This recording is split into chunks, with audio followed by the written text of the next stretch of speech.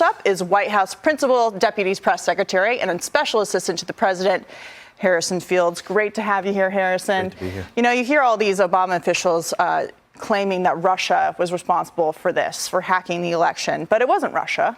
It was Barack Obama who gave the orders for them to take this and run with it, which, of course, stayed with the country for years. Yeah, it was the predicate for everything that we're seeing for the past almost 10 years. You started with the Russia hoax. That led to the indictments. That led to the impeachments. That led to the lawfare that we saw for years. We all witnessed it. And you know who was in bed with the Democrats and Obama? The media. This was the same media that was pushing this entire narrative that the president was somehow a Russian asset. We all know it was false. We all knew when he was president of the United States what he did to Russia. He gave Ukraine Javelin missiles when Obama gave them pillows and blankets.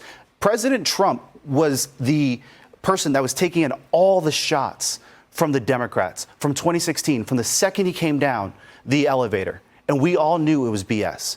And now we have Tulsi Gabbard that's able to put out the facts. And this is why if you look at the confirmation hearings, who got it the worst? Tulsi was one of the people that got it the worst because they knew exactly what she would do. Uncover the biggest scandal in politics, the insane, asinine Russian dossier that we all knew was false, but led to lawfare and indictments and the raiding of his home. Every American should be up in arms right now. Harrison, you said it right there. We all knew. And in the last hour, we were discussing this, and we all said we all knew. We knew it, but the media was covering for them, and we couldn't get anyone at the FBI. They all, they all wouldn't admit guilt. Everybody lied. What do you do in that case? What's the way to handle this going forward? Is it prosecutions? Is it a special prosecutor? Is it trying this more in the media that wants to keep covering it up? What do you think? Well, you tried in the media, and guess what the media did? They hired all these people. Brennan, all of these people, they're all hired, MSNBC and CNN. So the media is going to cover for their colleagues, of course, but we have a DNI and we have a Department of Justice and Attorney General Pam Bondi who's going to look into this and hold people accountable. I am sure of that. I worked for Pam Bondi when I was 22 years old. This is a woman that takes crime seriously. She is not going to abdicate her responsibilities because she doesn't want the Washington Post to say a bad thing about her. She's going to go over it because we have to deliver justice. We have to give the American people their due because we're the ones, the will of the American voter from 2016 on, who voted for President Trump in overwhelming majorities, had to deal with this. Our country was so divided from these investigations. Like I said before, it was the predicate for everything. Now we know who was behind it all. It was Barack Hussein Obama, and we need answers. Well, Harrison, in day one, President Trump has said that this White House was going to be open and transparent. Earlier this week, we had media reports mentioning that the president had bruising on his hands, swelling on his feet, and in a refreshing breath of transparency, we had full physical exam reports. He underwent Doppler ultrasound, and we got everything from it. We were able to close this book. You know, as a physician who has covered White House presidents since 2015, I can tell you I've never seen something like this before. We had questions, we had answers. Can you just talk us through a little bit about the mindset of the president? Like, why is he so dedicated to being so open and transparent? Because he loves and respects the American people. There is a reason why he wants to engage with them, engage with the media. Even the hostile media, he still wants to call and talk to them. When Kristen Welker calls, he answers. Why? Not because he likes Kristen Welker, because what that will do for the American people. Millions of people are going to be able to talk to him and listen to him. I've served in the press office for 2 administrations now. I was an assistant press secretary in Trump 1.0, now a principal deputy. From under Kayleigh McEnany to under Caroline Leavitt, we know what the mandate is. Get the message out, despite what they're going to say. Get the message out because this is the mandate of the President of the United States. He respects the American people. He wants to level with them every step of the way. Compared to the last 4 years where they lied to the American people from every second of the day was a lie. Inflation was under control. The border was secure. The world is a safer place. We all know it wasn't.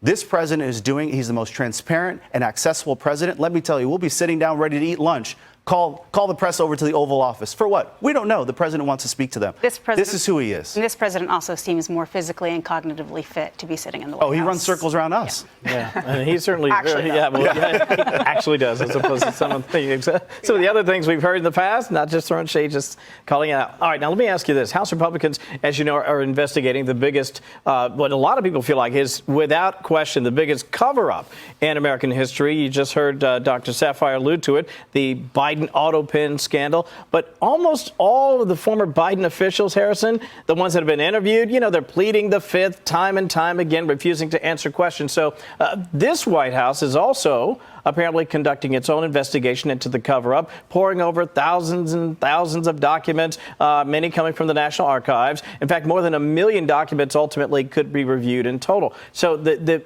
question I have for you, sort of a two-parter. One, what can you tell us about the investigation? And two, what's your expectation moving forward?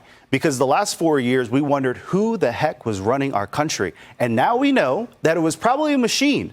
The same machine that goes to sign letters for, your 13th birthday or whatever, was running our country. But behind that machine was likely senior administrations officials that weren't elected. We didn't know these people's names, but they were running the country. Why? Because we had an inept and a decrepit president of the United States that didn't know what he ate for breakfast, but somehow can lead this country. And we saw what happened. He led this country into the dirt. The open border, the economy, the wars, the just chaos across every corner of this country. This president is determined to clean it up. So while he's correcting, making inflation better, jobs reports after jobs reports looking incredible, our border secure, he's trying to get peace globally. The investigators are having to look into who exactly was running this country and what senior staffers were doing this and what was the sinister motive behind it all. This investigation is going to be so important because the American people have so many questions. And we all know Joe Biden was not running this country. And if in fact it was a machine, that's a problem. And if he was ceding his power to staffers to sign pardons like Fauci's pardon, like Hunter Biden's pardon, to the January 6th committee pardons, we need answers, because if he was asleep at the wheel and this machine was just signing legal documents after legal documents, that's a problem. I've seen the president sign executive orders. I've seen him sign the pardons. It is his right hand doing it. It is that beautiful Sharpie marker doing it. It is not a machine. A lot of people are going to be wondering if we're talking about Nira, are we talking about Zients, are we talking about Monaco? Keep those names in mind. A lot of people want to know exactly who was the brains, Rice, who are the brains behind the pen? Yeah, just to follow up on that, what is your response to the staffers who've been brought in front of Congress for testimony so far, pleading the fifth and saying we're not going to talk about it? You'd think that after saying for years that the president was running circles around them, that they would want to go in and do some honor to his name and say he was fit as we said he was, but they're not doing that. Yeah, they had googly eyes in the West Wing for a long time, and now their eyes are probably like, oh crap.